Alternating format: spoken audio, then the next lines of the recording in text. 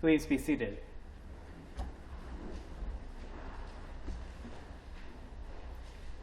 If you came here this morning, the Sunday after Thanksgiving, hoping to find Mary, round, joyful, pregnant Mary, riding to Bethlehem on a donkey, then I am sorry to let you down.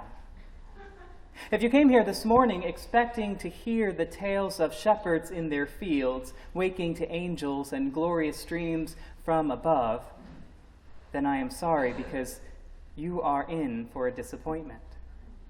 If you came here this morning curious again to hear the soft cry of the newborn Jesus, or perhaps Jesus asleep in his hay surrounded by kings from the east, then I am sad to report he is nowhere to be found.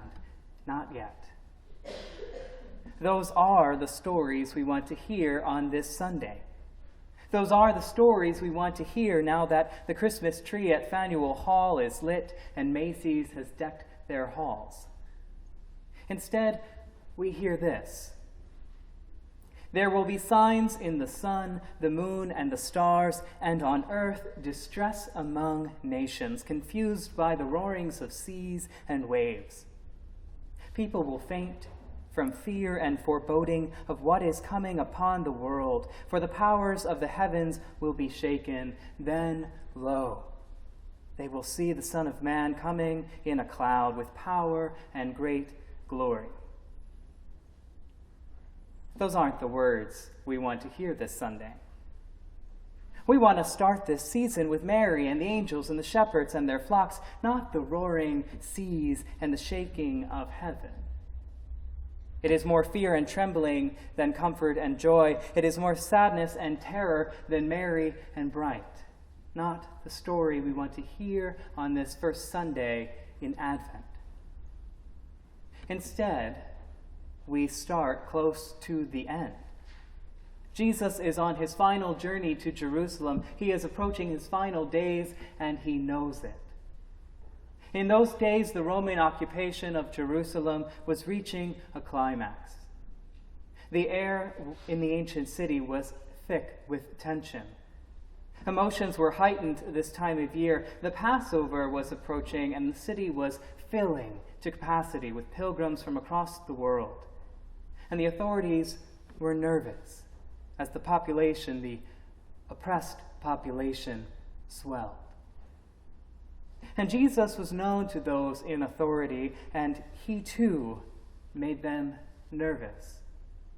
Jesus, after all, appeared to be the leader of a growing movement that threatened those who held the power, the Roman government, the status quo. Yes, emotions were heightened. Relations were tense. And his followers were energized, and they were ready to bring this movement right to the thick of it all, right to the capital, right to Jerusalem, with renewed hope that the Romans would fall, that the status quo would collapse, and that their leader, their Jesus, would ascend his throne. And Jesus does something quite unexpected, quite curious, quite uncomfortable.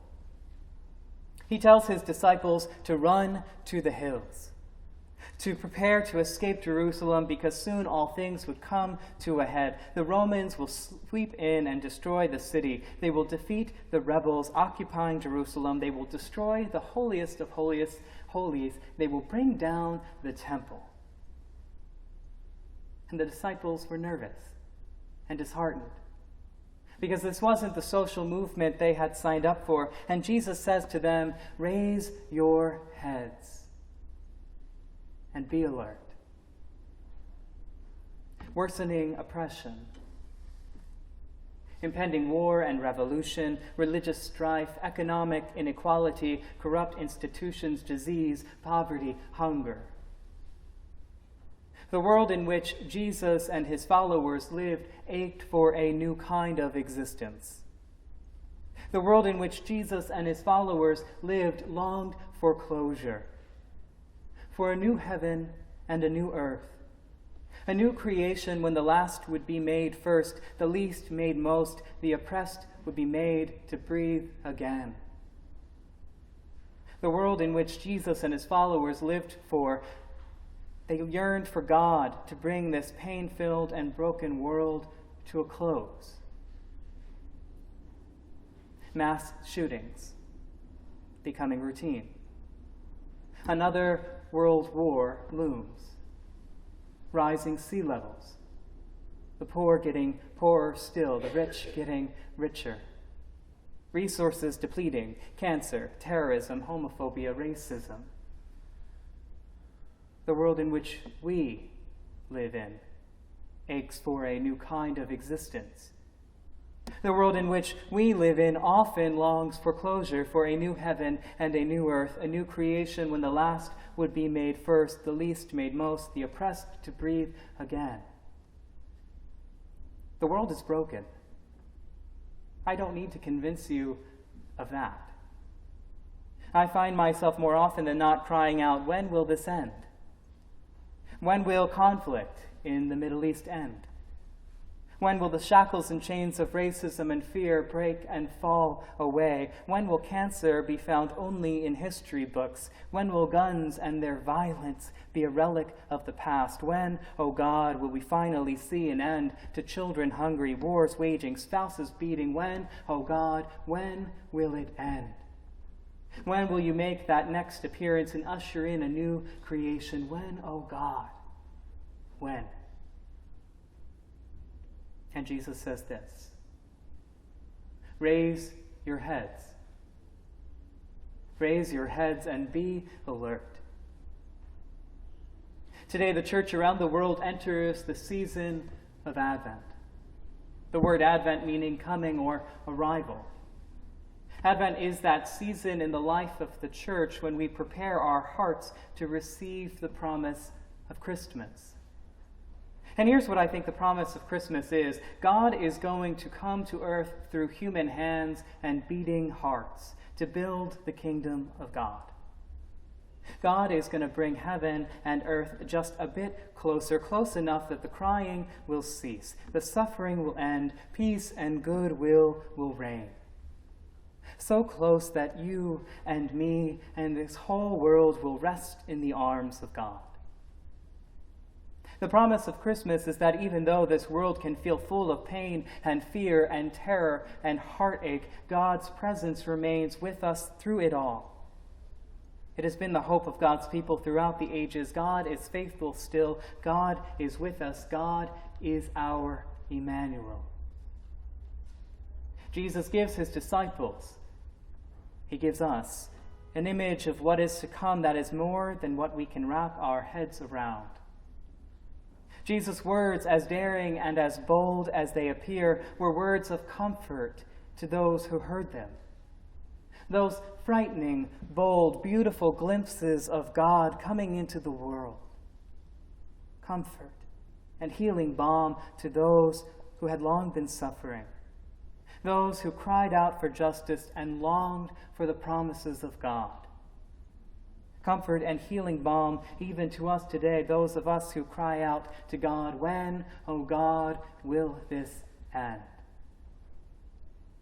We may not live on the margins of society in a world riddled with poverty and oppression and despair, but perhaps we know the heartache and despair of greed, or misplaced priorities, or illness, or death.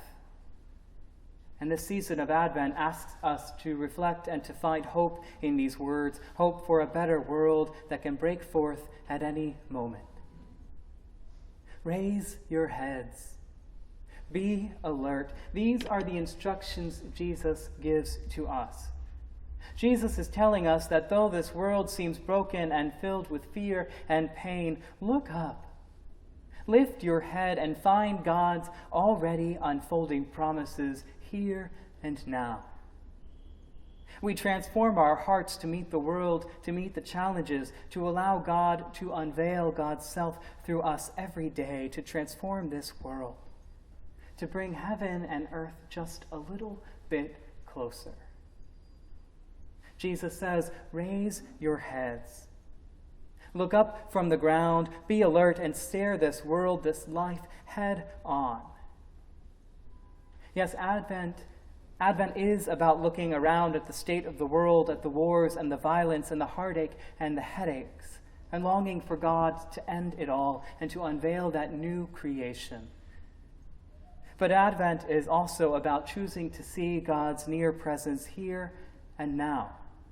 It's about raising our heads and lifting our gaze and looking around each day, each moment, and keeping alert to the unfolding presence of the divine.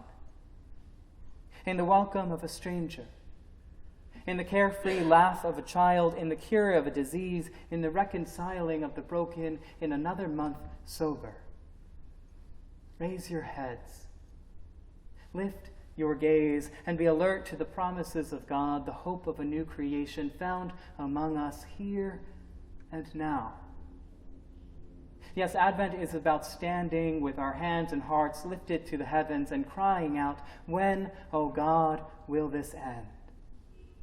But Advent is also about standing with delight, with our hearts and our heads raised and our gaze lifted, ready to greet this new creation with hope and thanksgiving. Come, O God, come. Thanks be to God. Amen.